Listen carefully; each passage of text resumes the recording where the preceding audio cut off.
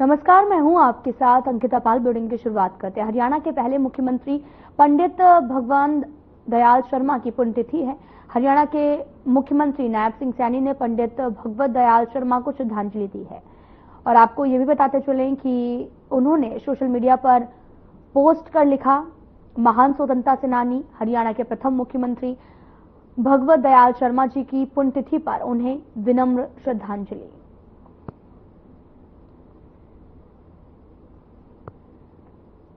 हरियाणा के पहले सीएम की आज पुण्यतिथि है। सीएम नायब सिंह सैनी ने उन्हें श्रद्धांजलि भी अर्पित की है। सोशल मीडिया पर उन्होंने पोस्ट किया और पोस्ट करते हुए उन्हें भावभीनी श्रद्धांजलि अर्पित की और उन्हें याद भी किया है। सोशल मीडिया पर पोस्ट लिखा, हरियाणा के पहले सीएम की आज पुण्यतिथि है, जिसको लेकर सीएम नायब सिंह सैनी ने पोस्ट करते हुए उन्हें याद किया, उनके कामों को याद किया है।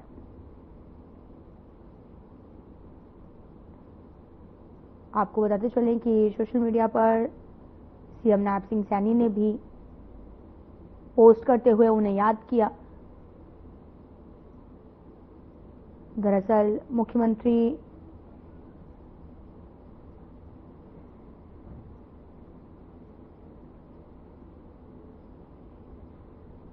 यमुनानगर से बीजेपी मेयर पद की प्रत्याशी सुमन बहमनी के समर्थन में सीएम नायब सिंह सैनी ने रोड शो किया है।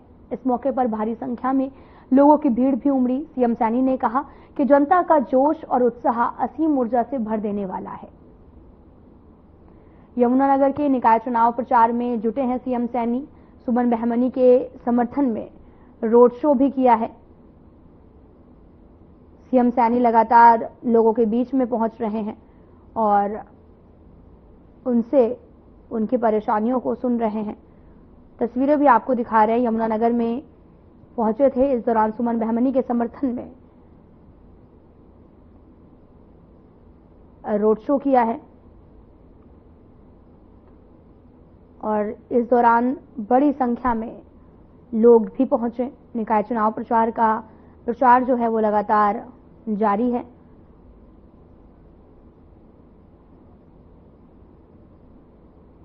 आपको बताते चलें कि यमुनानगर में मेयर पद की प्रत्याशी हैं।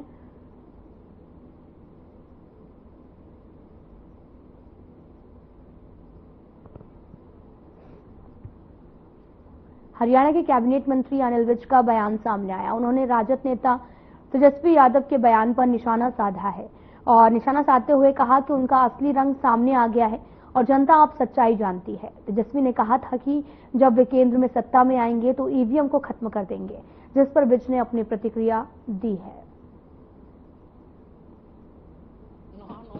होगा ना राधा नाचेगी। इनकी कहां से अब कोई सरकार बनाएगा? इनकी पोल तो खुल चुकी है, जनता इनकी सच्चाई को जान चुकी है। अब धोखा एक बार कोई खा सकता है, बार बार नहीं खाता। जनता बड़ी सियानी है। अब सपने लेने पे तो कोई प्रतिबंध नहीं है। विश्व के किसी भी सरकार ने सपने लेने पर आज तक टैक्स नहीं लगाया। इसलिए सपने लेते रहो और उसी से गुजारा करो। अपना सपनों में ही करो, सपनों में ही सरकार बनाओ, सपनों में ही अपना गुजारा करो।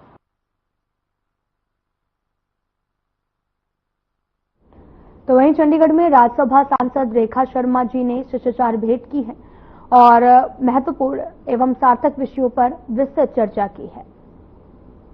राज्यसभा सांसद ने शिष्टाचार भेंट की। कई विषयों पर यहां पर विस्तृत चर्चा भी की गई है। तस्वीरें आपको दिखा रहे हैं जो कि अंबाला से हैं, जहां पर सीएम नायब सिंह सैनी ने कई विषयों पर विस्तृत चर्चा करते हुए नजर आए। दरअसल कई विषयों पर यहां पर चर्चा भी की गई है और राज्यसभा सांसद ने शिष्टाचार भेंट भी की।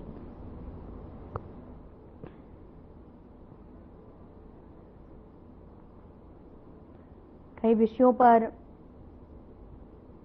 चर्चा करते हुए भी नजर आए और साथ ही पुष्पगुच्छ भी भेंट किया है।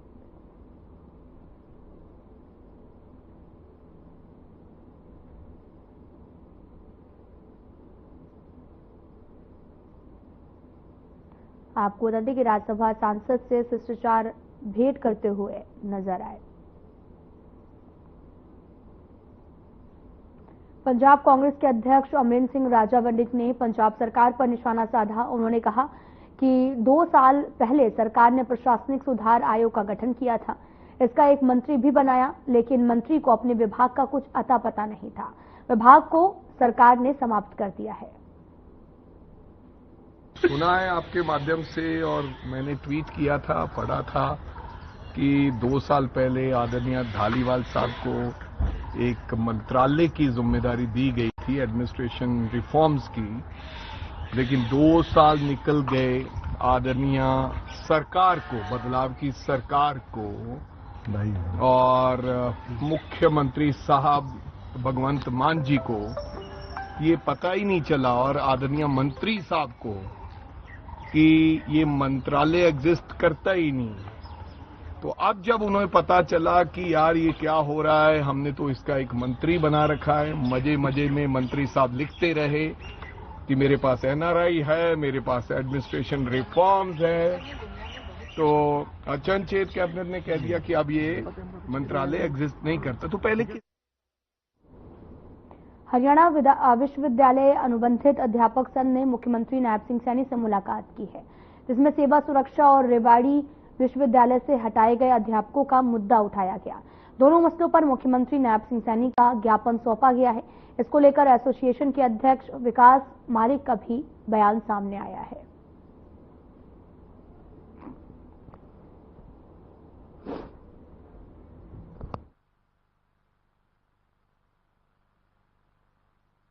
आज हमारा डेलीगेशन माननीय मुख्यमंत्री नायब सिंह सैनी से संत कबीर कुटीर में मिला है और हमने उनके सामने एक बात रखी कि अभी हरियाणा सरकार ने स्कूल के गेस्ट टीचर्स को और कॉलेज के एक्सटेंशन लेक्चरर को सेवा सुरक्षा दे दी थी। तो हमने मांग की कि यूनिवर्सिटी के कॉन्ट्रेक्चुअल असिस्टेंट प्रोफेसर को भी सेवा सुरक्षा जल्द से जल्द दी जाए, क्योंकि माननीय सीएम साहब ने शीतकालीन सत्र में ये कहा था कि मैं आप लोगों को भी सेवा सुरक्षा दूंगा। लेकिन हम बार बार सीएम साहब से मिलते रहे, अधिकारियों से मिलते रहे, तो उसके लिए सीएम साहब ने कमेटी बना रखी है और कमेटी को बनाए भी लगभग 2 महीने हो चुके हैं, लेकिन वो रिपोर्ट सबमिट न होने के कारण हमारी सेवा सुरक्षा की फाइल अधूरी पड़ी है। भिवानी के गांव आलमपुर दुल्हेड़ी मार्ग पर देर रात को 25 साल के एक युवक की संदिग्ध हालत में सड़क हादसे में मौत हो गई है। मृतक के परिजनों ने हत्या की आशंका जताई है, जिसे लेकर तोशाम थाना पुलिस गंभीरता से जांच कर रही है। मृतक को भिवानी के सामान्य अस्पताल में लाया गया। जांच अधिकारी एएसआई नसीब सिंह परिजनों के बयान पर कार्रवाई कर रही है। भिवानी सामान्य अस्पताल पहुंचने पर डॉक्टरों ने उसे मृत घोषित कर दिया है। वहीं पुलिस जांच अधिकारी ने बताया कि परिजनों के बयान पर मामला दर्ज कर लिया गया है।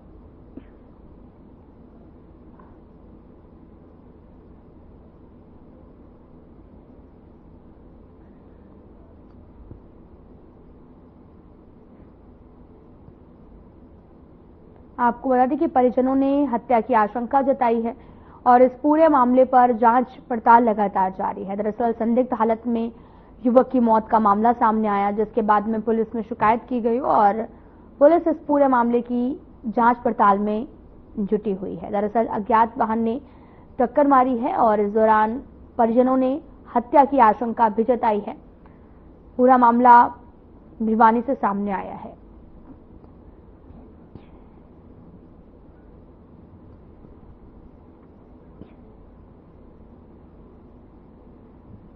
महेंद्रगढ़ में सीआईए पुलिस ने एक युवक को अवैध हथियार सहित गिरफ्तार किया है। मंदिर के पास खड़ा था और पुलिस की गाड़ी को देखकर भागने लगा। सदर थाना पुलिस ने आरोपी के खिलाफ मामला दर्ज कर जांच शुरू कर दी है। पुलिस उसकी क्राइम हिस्ट्री खंगाल रही है। पुलिस ने उसकी तलाशी भी ली है। उससे एक देसी पिस्टल बरामद हुई है। राहुल से देसी पिस्टल के बारे में लाइसेंस परमिट मांगा तो वह कोई लाइसेंस और परमिट नहीं दिखा सका। पुलिस ने आरोपी को हथियार सहित गिरफ्तार कर मामला दर्ज कर जांच शुरू कर दी है।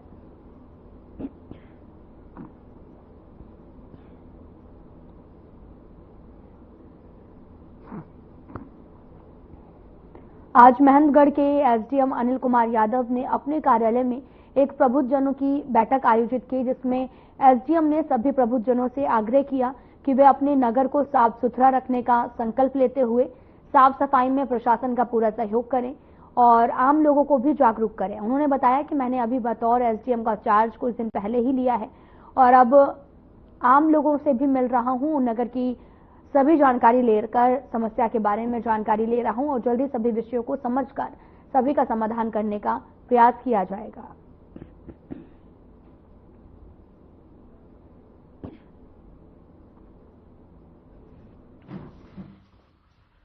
आज आप सब जो जितने भी लोग पत्रकार महोदय जो बुद्ध लोग आए हैं उन सबका मैं स्वागत करता हूं। मैंने अभी 3-4 दिन पहले ही यहाँ पे चार्ज लिया है, तो इस वजह से मैं यहाँ से के लोगों से मीडिया से मुखातिब होना चाह रहा था। तो उस सीरीज का ये काम है और इनके माध्यम से मैं जानकारी भी लेना चाहता हूँ शहर के बारे में, इनकी समस्याओं के बारे में और मिलजुल कर उन जितनी भी समस्याएं आमजन की हैं उनका हल निकालने का भी प्रयास रहेगा इस दौरान। और जो मेन समस्या निकल के आई हैं वो शहर में गंदगी के लिए है, बेसिकली जो एनक्रोचमेंट कह लो, अवैध अतिक्रमण है।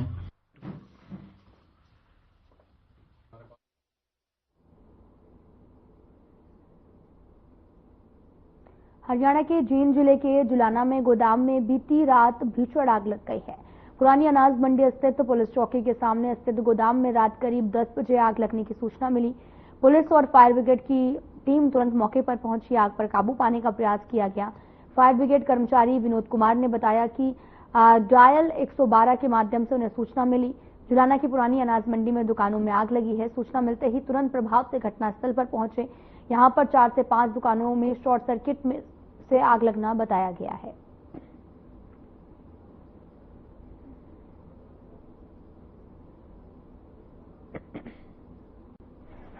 यहाँ पे नो पता लगा जी गोदामा में परवानिया में भागे आए थोड़ा देर के साथ। किस टाइम पता लगा आपको? हमने 7:45 बजे पता लग गया था जी। अच्छा, उसके बाद क्या किया? उसके बाद यहाँ देखा फायर ब्रिगेड का पानी से पट गया, फिर नाले में लेकर पानी फिर मारा जी नाले में। कितनी देर के बाद आग पर काबू पाया? आग तकरीबन 1-1.5 घंटा में काबू पाया है। कितना नुकसान लगभग? काफी नुकसान है, 4-5 गोदाम जल गए। बहुत जी बात यह हमारा तो इतना मोटा नुकसान हुआ, भरपाई होनी बहुत मुश्किल है। किस तरह से आग लगी है? बाबू जी बिजली शॉर्ट तो लगी है, वहाँ लोग बैठे थे, उन्होंने बताया बिजली शॉर्ट हुई, एकदम आग लगी है आपका। कितना नुकसान है लगभग आपका? 25-30 लाख का नुकसान हो गया होगा। काबू कर दिया आपको, सब फायर ब्रिगेड मौके पर सभी आ गए। किस प्रकार से आग लगी है सर? कितनी दुकानों में? 3-4 दुकानों में लगी है। बाहर फाइबर लगी हुई थी, फाइबर की वजह से ना कोई नहीं अंदर गोदामों आग लगी। कहाँ जी शॉर्ट सर्किट हुआ जी। अच्छा, कितनी दुकानों में आग लगी अभी? 5 दुकान। आपको किस समय पता लगा? हम यहाँ लड़का पेशाब करने वास्ते आया था जी, उसने देखा आग लग रही है, उसने दुकानदारों को बुलाया, फायर ब्रिगेड को फोन कराया। जब लोग इकट्ठे होकर फायर ब्रिगेड की सहायता से आग बुझाई।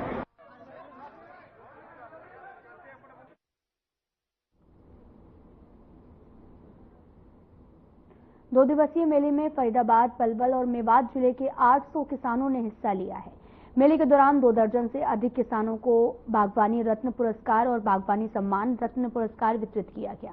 शुक्रवार को एकीकृत बागवानी उत्कृष्टता केंद्र तीसरे एक्सपो मेले के समापन समारोह के दौरान किसानों को संबोधित करते हुए मुख्य अतिथि डॉक्टर मनोज भानुकर ने कहा कि किसान की समृद्धि से ही देश की समृद्धि होती है और ऐसे में केंद्र और प्रदेश सरकार किसानों की उन्नति का हर संभव प्रयास कर रही है। प्रदेश और केंद्र सरकार की ओर से किसानों के लिए कई कल्याणकारी योजनाएं चलाई जा रही, जिसका किसानों को बहुत लाभ मिल रहा है।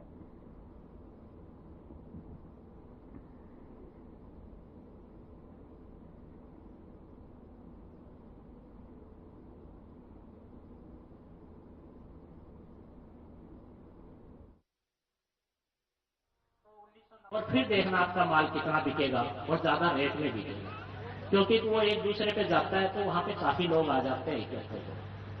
तो आपको ऐसे सारी चीजों का करना है। हमने मधुमक्खी का सेंटर बनाया आईबीडीसी रामनगर में। तो छोटे किसान हैं, उनको अनुदान जमीन नहीं है, तो बिना जमीन के कैसे किसान, गरीब किसान है या फिर शेड्यूल कास्ट फैमिली से, उसके लिए भी हमने अलग से स्कीम बनाई। उनके पास इतना पैसा नहीं होता, अनुसूचित जाति के किसान होते हैं, तो 85% अनुदान पे हम उनको नेट हाउस ओनली हाउसेज के लिए ताकि 1 एकड़ में लगा दें। हमारे किसान भाई इकट्ठे हुए थे, 2 दिन से प्रोग्राम चला हुआ है, 20-21 का ये प्रोग्राम था।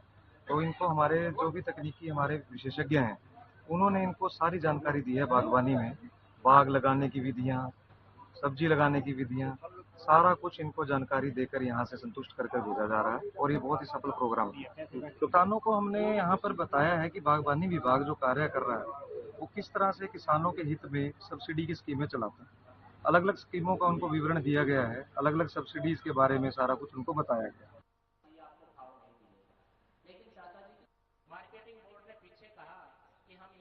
खबर सिरसा से है, जहां पर रिसलिया खेड़ा निवासी रोहतास पारिक ने अपने बेटे को शादी बिना दहेज के कारगर पारिक समाज में एक अनुकरणीय उदाहरण पेश किया है, जिसकी समाज में सर्वत्र प्रशंसा हो रही है।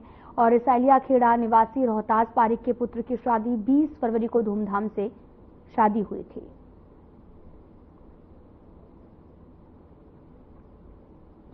आपको बता दें कि सिरसा में बिना दहेज की शादी हुई। ये पूरा मामला सिरसा से सामने आया, जहां पर आपको ये भी बता दें कि अनुकरणीय उदाहरण यहां पर पेश किया गया है और जिसके बाद में हर कोई इस दहेज न लेने को लेकर प्रशंसा करते हुए भी नजर आ रहे हैं। आपको बताते चलें कि पूरा मामला सिरसा से है, जहां पर बिना दहेज के शादी का मामला सामने आया। खबर सिरसा से है, जहां पर नगर परिषद चुनाव को लेकर बीजेपी ने सागवान चौक के पास में अपना कार्यालय खोल दिया है। कार्यालय का उद्घाटन मंत्री कृष्ण बेदी ने किया है और मीडिया से बातचीत करते हुए मंत्री कृष्ण बेदी ने कहा कि बीजेपी का पूरा चुनाव इसी कार्यालय से संचालित होगा। यहां पर सभी व्यवस्थाएं बीजेपी हरलोपा कार्यकर्ता मिलकर करेंगे। उन्होंने कहा कि दोनों दल गठबंधन नहीं कर एक मां के बेटे होकर लड़ेंगे। सिरसा से चेयरमैन प्रत्याशी शांति स्वरूप को सीएम नायब सिंह सैनी निर्देश के अनुसार जिताने का काम भी करेंगे।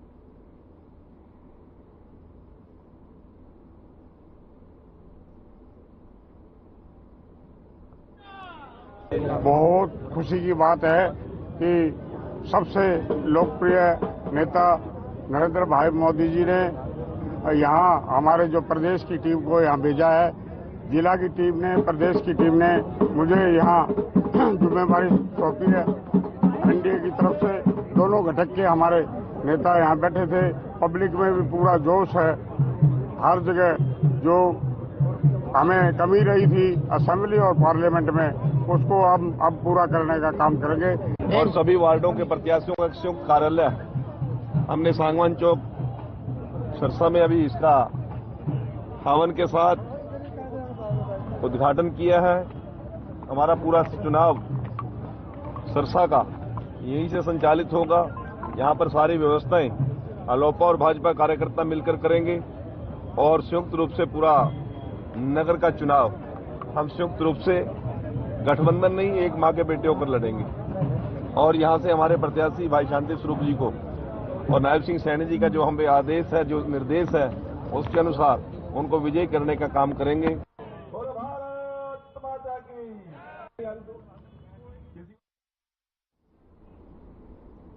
चरखी दादरी नगर परिषद कार्यालय में बजट को लेकर वार्षिक बैठक का आयोजन किया गया है, जिसमें शहर के नगर पार्षदों ने चेयरमैन पर भेदभाव और भ्रष्टाचार के आरोप लगाते हुए विरोध जताया है। बैठक काफी हंगामेदार रहा।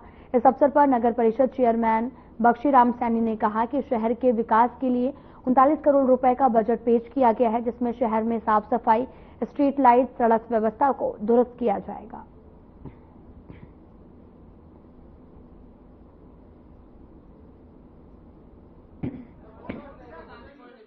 हमारा बजट का मीटिंग थी, इसमें हमने 39 करोड़ लगभग हमने बजट किया था दादरी शहर के लिए, गलियों के लिए, स्ट्रीट लाइटें के लिए, तो भी हमारे सैनिटरी के लिए, कोई साफ सुथरा के लिए शहर को, इसके लिए हमने 39 करोड़ लगभग बजट किया था।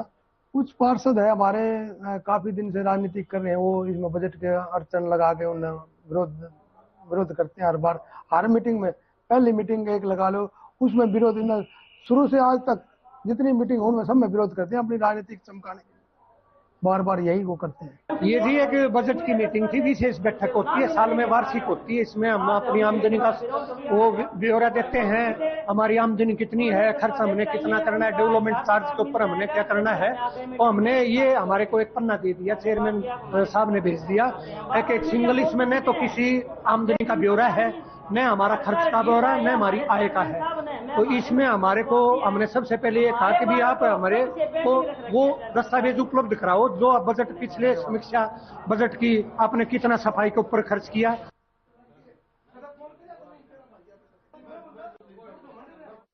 जिले के रेलवे रनिंग स्टाफ ने 36 घंटे का उपवास रखकर रेलवे प्रशासन के खिलाफ विरोध प्रदर्शन किया है।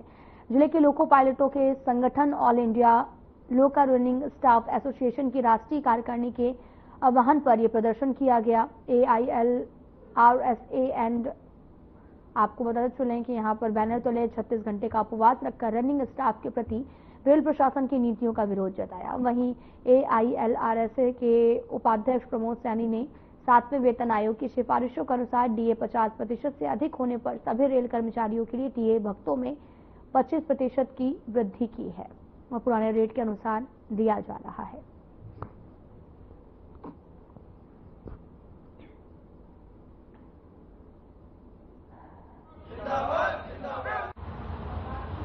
मैं अध्यक्ष north western railway employ union Hisar शाखा। आज जैसा कि AIGC एलारसा वाले हमारे रनिंग के साथी अपने बैनर तले अपनी रनिंग की मांगों को लेकर आज भूख हड़ताल में बैठने काम किया है, जिसका north western railway employ union पूर्णतः इनको क्या नाम सहयोग प्रदान करती है। और सदा जिस प्रकार पहले से रनिंग कर्मचारियों के साथ में north western railway employ union जोड़ने का काम किया, उनकी सारी मांगों को आगे रखने का काम किया है, वही ये मांगे अब भी रेलवे बोर्ड स्तर पर अपने माध्यम से उठाने का काम करेगी। रेलवे द्वारा जो 7th पे कमीशन जो लाया गया था उसमें ये क्लियर था कि जो 50% जब DA रेट हो जाएगी तो उसके बाद में जो सभी रेल कर्मचारियों की जो TA रेट है वो उसी के अनुपात में बढ़ जाएंगे। लेकिन सभी रेल कर्मचारियों के TA रेट बढ़ा दिए गए हैं, लेकिन जो लोको पायलट एवं गार्ड जिनके TA के अनुपात में जो किलोमीटर अलाउंस मिलता है उसको नहीं बढ़ाया गया है। ये रेल प्रशासन द्वारा जो सौतेला व्यवहार किया गया है उसी के उपलक्ष्य में आज ये ऑल इंडिया लोको रनिंग स्टाफ एसोसिएशन और जो ऑल इंडिया गार्ड्स काउंसिल के बैनर तले पूरे भारत में सभी लॉबी स्तर पर और जो कर्मचारी अपनी ड्यूटी कर रहे हैं वो ड्यूटी करते हुए 36 घंटे तक अपने भूखे रह करके रेल कार्य को संचालित रूप से संचालित करें। जो हमारा केंद्रीय संगठन है एलारसा और AIGC जो हमें इसके बारे में आगामी रूपरेखा तैयार करके जो बताएंगे उसके हिसाब से हम आगे कर रहे हैं।